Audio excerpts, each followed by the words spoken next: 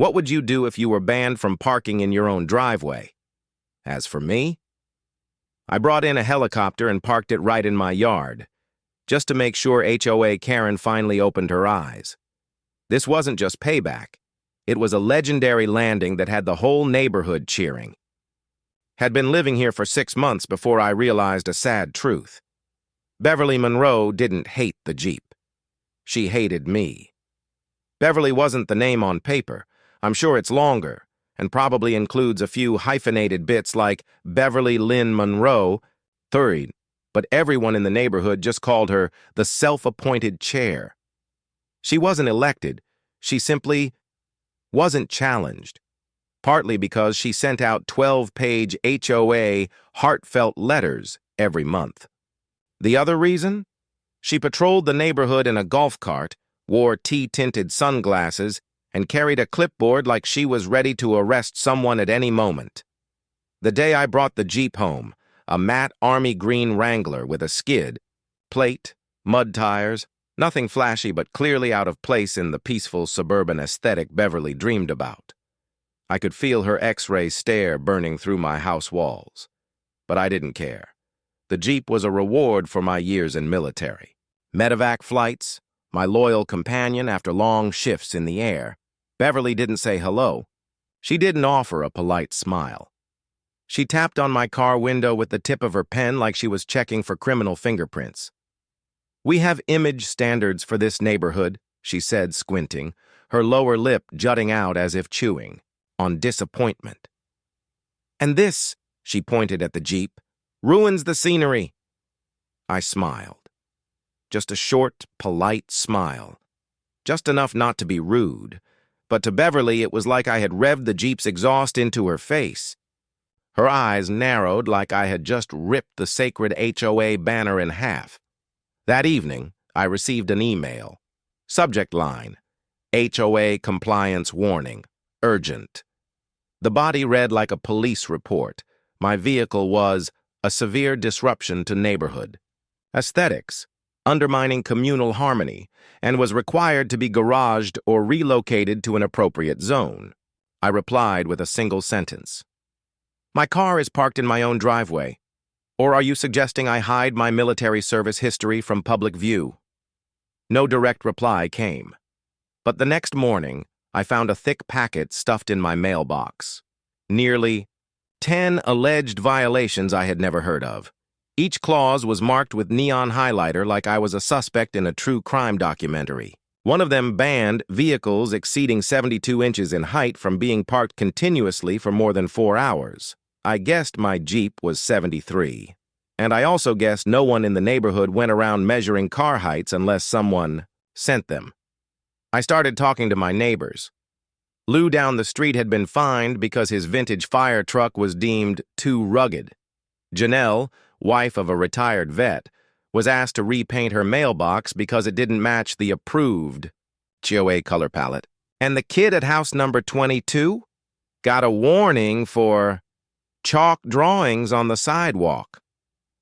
Everyone had a story about Beverly, and everyone wore the same expression when they told it: tired, defeated, and just a little afraid.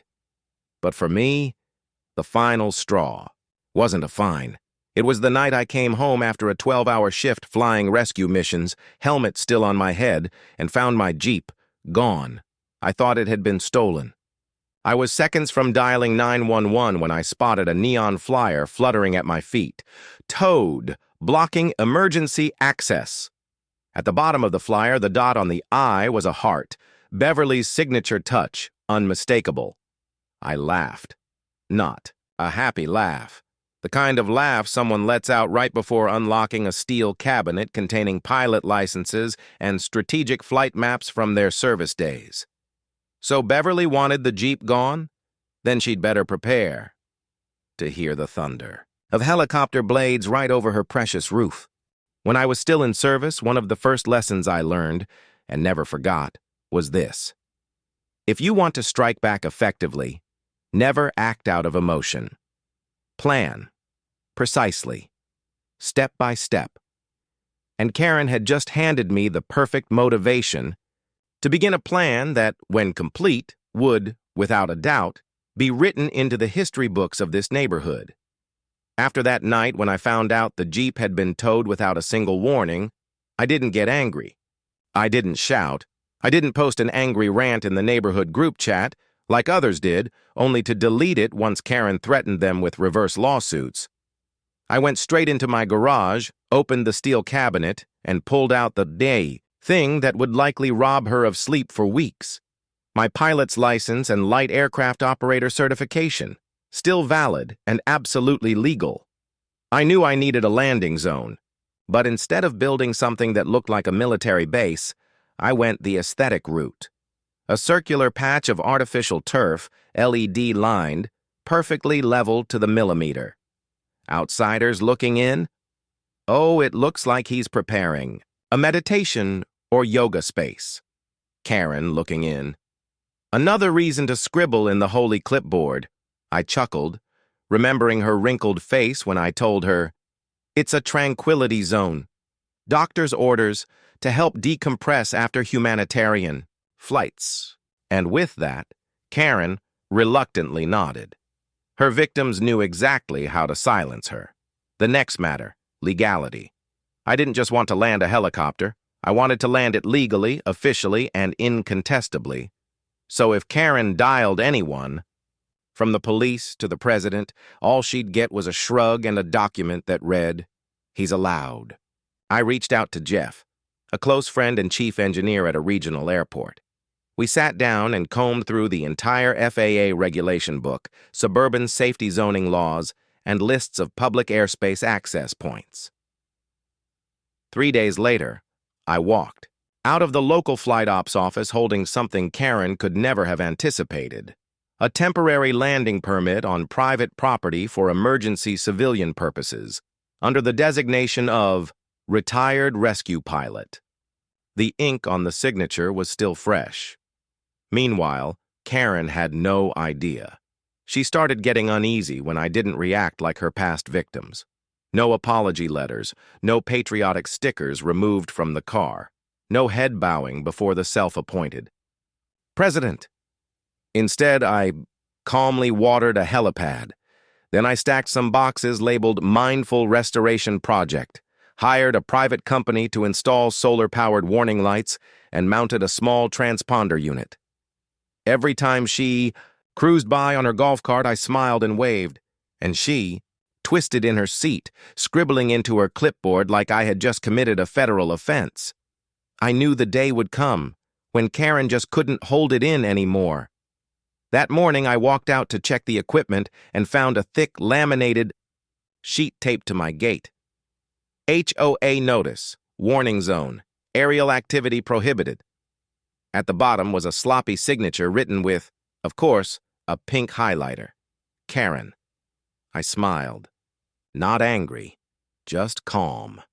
I peeled it off, dropped it into the trash bin, and snapped a photo for the lawyer I had just hired to protect the entirety of my airborne HOA resistance plan. That afternoon, I sipped coffee on the porch, behind me, the yoga mat now glowing with its LED border. Neighbors walked by and nodded. Some started murmuring about how unfair it was that my Jeep got towed. Then they glanced at Karen rolling around in her golf cart, and the fear in their eyes was visibly fading. As for me, I was counting down. That evening, as the LED lights lit up in perfect sync around my tranquil zone, I sent a message to Jason, a seasoned pilot and the friend who flew with me on more than one supply run during the pandemic. Prep the Bell 206. LZ is hot. First landing is scheduled for Saturday morning. Objective? Teach Karen a lesson, with rotor blades. Jason replied with one line. It's time the HOA felt what it's like to be blown off the ground. That morning I woke up earlier than usual. Not because I was nervous, but because I was excited. For the first time in years, I felt everything I had carefully prepared was finally falling into place. I brewed some coffee, then made a final check around the mini landing zone I had built behind the house. The synthetic turf lay smooth and flat. The embedded LED ring lights still blinked like leftover stars from the dawn. A simple windsock waved gently in the morning breeze. Today was the landing day. I put on my old flight jacket, the one that had carried me through skies far harsher than this ridiculous HOA. Simple, warm, and just noticeable enough for Karen to spot from her balcony and whisper, "The pilot has returned." I rolled the Jeep into the driveway and parked it dead center, like a silent reminder. You're not getting rid of this anymore. And just as I had scripted it in my mind, Karen appeared. From the end of the street, her pastel-pink golf cart crawled down the road like a smug termite queen. On board, clipboard, oversized latte, and those chunky black sunglasses I swear were meant to hide the exhaustion from her late-night witch hunts against me. She didn't step out, just stood by the fence, one hand on her hip, chin tilted skyward, eyes narrowed with suspicion. Right then, I heard the sound every pilot knows deep in their bones, that familiar whump-whump from afar. The helicopter was coming. Karen heard it too. She turned, staring up at the sky as if hoping it was a hallucination. It wasn't. The Bell 206, my beloved steel bird that had carried me from desert dunes to highland rescues, was descending gracefully. Jason, my old friend, was at the controls. He flew like it was a show, though in truth it was just textbook precision. Clean, quiet, and as perfect as a final signature on a master plan. Karen stepped back as the helicopter's shadow stretched across my lawn. The fence rattled slightly in the rotor wash, and leaves from her prized hedge whipped into the air like they'd had enough of her too. I stood there, coffee cup in hand, eyes locked with hers. The Bell touched down without a thud. Silent. Calm. The kind of statement only a true tactician makes, no yelling required. Jason stepped out. Flight jacket crisp, helmet in hand, grin wide and familiar, the kind of grin only war buddies share. We shook hands right there on the turf. No talk. Of Jeeps. No mention of HOA. The message had already been sent. Across the street, Karen still stood frozen. She tried to keep her face composed, but the hand holding her latte trembled like she'd seen a ghost. I walked to the fence, no crossing the line, no escalation, just loud enough for the breeze to carry my words over. Beautiful morning, huh? Karen? Hope the sound wasn't too aesthetically disruptive. I didn't wait for a reply. Jason and I went back to checking the aircraft.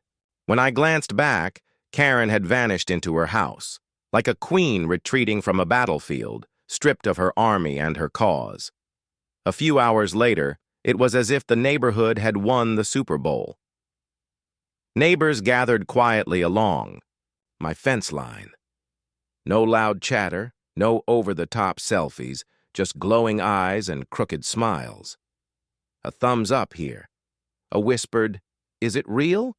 Is he really allowed to land there?" I nodded and held up the stamped paperwork from the Federal Aviation Administration. Every form, every clearance, fully legal. Heads nodded in admiration. "Man, I gotta bring my kids by to hear this story," one guy said, grinning. Only one person wasn't smiling. Around 4 p.m., Karen reappeared. No golf cart, no clipboard, no latte. Just her holding a phone, streaming. "Live, I assumed?" Her voice rang out, trembling but trying to sound righteous. "This is clear evidence of someone using military aircraft to intimidate residents. Who gave him permission to do this in a family neighborhood?" I walked over and gently tapped the small sign posted near the helipad. It read, "Authorized Use, FAA Airspace Compliance, 222489Z. She turned and walked away. Not because she had lost, but because she had nothing left to fabricate. And that was the first landing. Not just of a helicopter, but of a self-appointed throne. I knew it wasn't over. Karen wouldn't stop. But from that moment on, the entire neighborhood began to look up. Not at me, but at a new truth. There are people who don't play Karen's game. They write new rules. I never thought I'd one day ask a neighbor, "Is there going to be a barbecue at the emergency HOA meeting in Karen's backyard this afternoon?" Because yes, exactly 3 days after the helicopter's glorious landing, flyers went up all over the neighborhood. HOA emergency meeting. Topic: threatening behavior and violation of community airspace.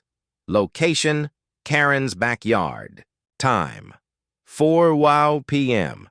Bring your own folding chair and fighting spirit. I got mine. Hand-delivered by a 10-year-old boy going door to door under Aunt Karen's command. The kid slipped it into my hand and whispered like he was confessing. A crime. My parents said I had to hand these out, but we're not going to the meeting, okay? I nodded, smiled. Kids smarter than most adults. At 3:45 p.m., I stepped out onto my porch, iced tea in hand, flip-flops on my feet, sunglasses halfway down my nose, the perfect outfit for spectating live suburban theater. From my house, I had a perfect view across the street. Karen had set up a full plastic meeting table, covered in red and white gingham cloth, with lawn chairs arranged in a circle like it was story time at preschool. Above it, a banner read, "Defend the Community." Stop airspace abuse and protect the HOA from aerial threats. I didn't know whether to laugh or send in a drone to record this masterpiece. Under the trees, a few neighbors trickled in, familiar faces who had passed by my house before and now have slight nods, half smirks on their lips.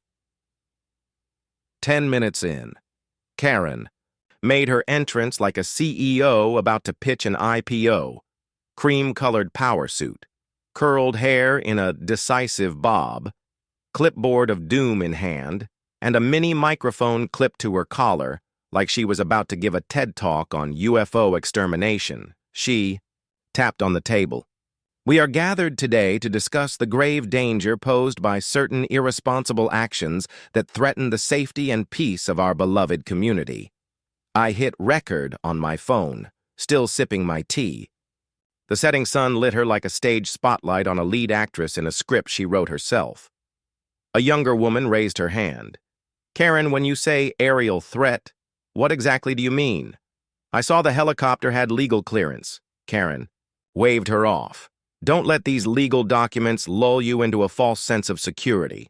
We are living under the shadow of spinning blades that rattle children and traumatize pets. An old man named Bill cleared his throat. My grandson loved it, drew a whole picture of the helicopter. We stuck it on the fridge. Karen's jaw tightened. We cannot allow curiosity to turn our HOA into a helipad. The murmuring started. A guy in dark sunglasses said just loud enough for his row to hear. Better a helipad than a personal stage. Karen heard it. She slammed her hand on the table and unfurled a laminated map of my backyard. Yes, a fully color-coded diagram with red concentric circles like some apocalyptic video game. She'd marked the turf lawn, crossed out my grass, and labeled the area. Hazard zone. This, she cried, this is the area affected by sonic waves, microdust, and ground vibrations. Someone snorted. Karen snapped. Silence! This is a serious meeting! A voice from the back. Rao chimed in. Didn't you set your BBQ grill right in front of the emergency exit path? That seems riskier. I hadn't planned to speak, but then Karen boldly declared, if the community agrees, I will petition to ban all personal aircraft and revoke private usage of overhead space. I lifted my sunglasses and casually strolled to the fence. Karen, are you planning to ban the sky? She spun around like I'd caught her stealing cookies. You don't have the right to interrupt internal HOA business. I raised the FAA certificate. Yet I'm the entire reason this meeting exists. So maybe I got one sentence. The air went still. Karen's lips pressed thin. I spoke calmly. Everything I've done is legal. FAA approved, city verified, neighbor endorsed. The real issue here isn't that I fly. It's that you can't control what happens outside the borders of your clipboard. The silence was so heavy you could feel gravity kick in harder. Karen trembled slightly, then held up her phone to live stream. See? This is the kind of person bringing helicopters into family neighborhoods. I simply gestured to the security cam I had installed at the edge of my yard. And that live stream just captured your harassment. Thanks for the evidence.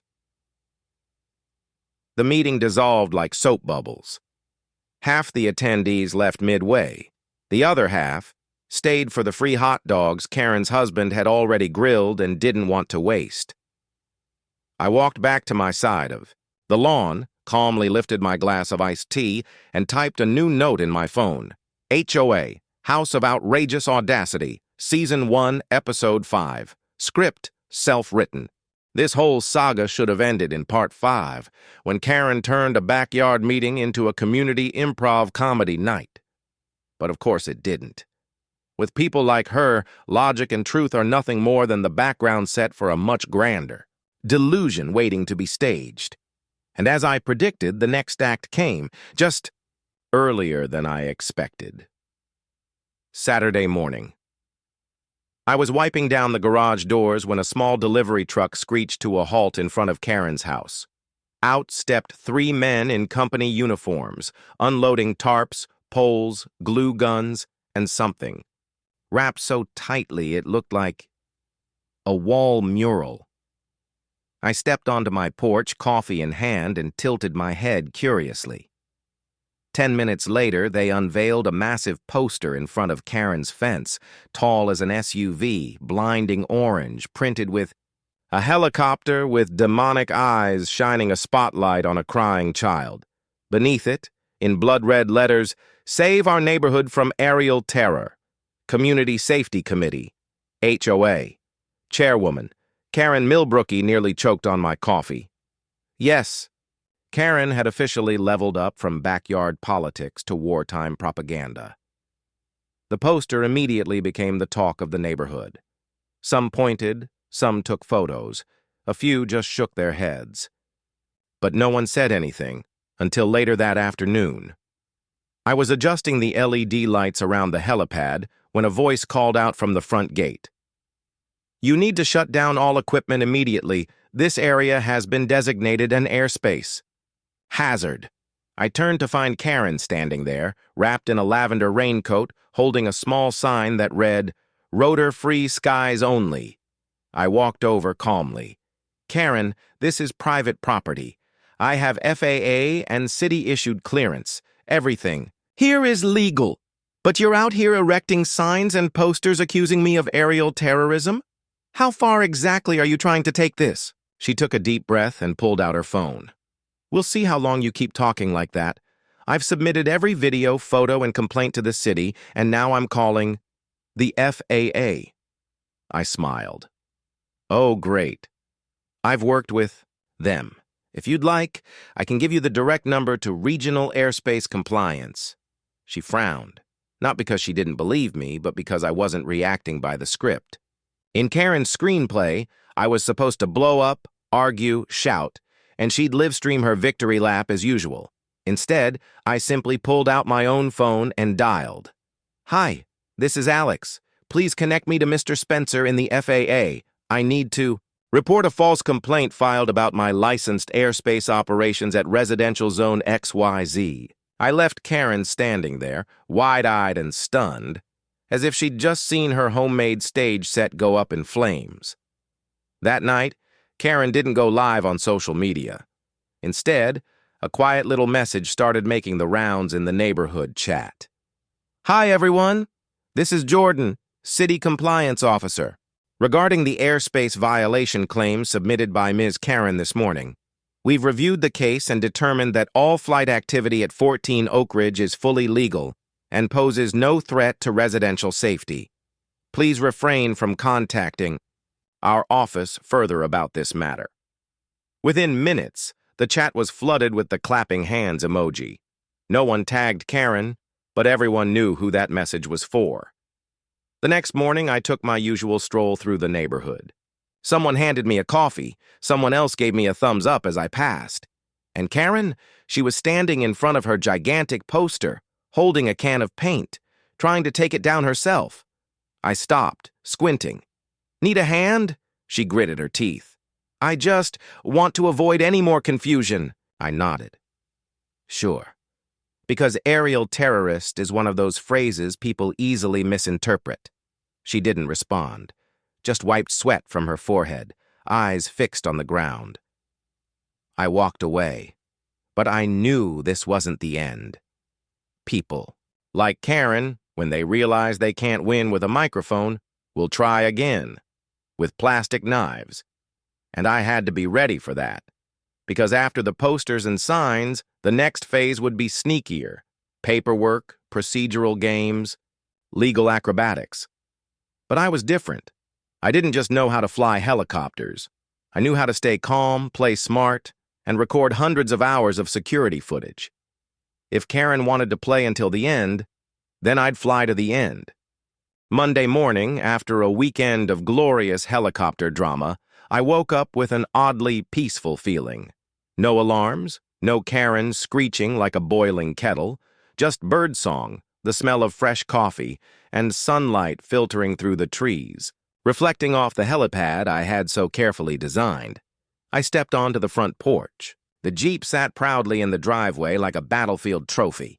No tickets on the windshield. A miracle. But I knew that silence was just a thin crust over the next earthquake. With someone like Karen, silence has never meant the end. It means she's loading the next round. And sure enough, around 10 a.m., I spotted Karen pacing around her yard, phone pressed to her ear, a thick folder tucked under her arm. Her face screamed defeat, but her eyes were burning with unfinished business. I took a sip of coffee and smiled. Here we go again. Less than an hour later, a city inspector's vehicle pulled up in front of my house. A man in a city logo windbreaker stepped out, clipboard in hand. Already knowing what this was, I walked to the gate and politely invited him in. "Good morning," he said, with the look of a man being dragged into something ridiculous. "We received a report about unpermitted construction in your backyard." I smiled calmly. "Ah, you must be referring to the helipad, which was designed and approved by the Department of Transportation and the City Planning Board?" He raised an eyebrow. I handed him the thick binder I'd prepped in advance. FAA permits, design schematics, site photos, and a condensed, but fully convincing, environmental impact report. After 15 minutes of review, the inspector shook his head and chuckled. "Honestly, I got sent here because of a 9-page complaint about artificial turf and light reflections from a windsock." He wrapped up with the best sentence I could have hoped for. "There's absolutely no issue. Here, nicely done." I walked him to the gate, thanking him for his professionalism. As his car pulled away, I glanced across the street. Karen was watering her flower bed that had been dead since last season, pretending not to notice. But I knew she saw everything. And I knew she was seething. That afternoon, I received a letter from the HOA, or what was left of it. A few board members hadn't resigned yet, apparently. The letter proposed banning all aerial activity and any noise-producing devices exceeding 70 decibels on community property. I nearly choked on my coffee when I read the line. Prohibited sounds may include helicopter rotors or Jeep horns. They were literally drafting a regulation just to target me, even while knowing I was operating within the law. I didn't reply with an email. I replied with action. The next day, I placed a small sign next to the helipad. "Flight operations fully permitted. Please direct complaints skyward." That evening, a few neighbors dropped by with cookies and drinks. We chatted about life, lawn care, and their growing Karen fatigue, from her ticketing people for overly bright Christmas lights to forcing folks to rake up leaves that blew onto other lawns. "You know," said old man Carl, "she once told my grandson to lower the volume of his laugh because it was disrupting the neighborhood atmosphere." I snorted. "Might have to install a laugh meter at this rate." And then, as if to prove that justice always has loyal fans, I woke up the next morning to find someone had drawn a little chalk helicopter in front of my driveway. Underneath it read, "Freedom doesn't need permission." Karen must have been fuming. That night, Jason, my friend and Bell 206 pilot, sent me a message. "Got plans this weekend?" I want to fly over and bring something fun. I texted back, I'm free. Fly low. Let everyone see. This chapter isn't over yet. But you know what? When even the once silent neighbors are sketching helicopters on the sidewalk and kids wave at me as I step out my front door, I know I'm not just flying for myself anymore. I'm helping this entire neighborhood land safely away from Karen. Here's the continuation of your story, translated into English with the same tone, nuance, and pacing. That weekend, our neighborhood was anything but quiet, but not because of shouting matches, fines, or the lingering stench of passive-aggressive threats behind every hedge. It was laughter, children playing, neighbors chatting, and the rhythmic thrum of helicopter rotors preparing to land, an echo that had somehow become our anthem of victory. I had invited a few neighbors over for a small backyard gathering, just some folding chairs, a cooler of sodas, hot sandwiches, and of course, Jason's helicopter. Karen wasn't invited, but I knew she'd be there, her way. Peering over the fence, phone gripped tight, face contorted with rage, Jason arrived at exactly 4 p.m., gliding in like a steel bird parting clouds. As the rotors slowed and the skids touched down on the pad, the neighbors clapped, spontaneous and sincere. Kids waved, adults chuckled. Someone even blasted Danger Zone from a Bluetooth speaker just for kicks. I stepped out in my flight jacket, holding a new handmade sign.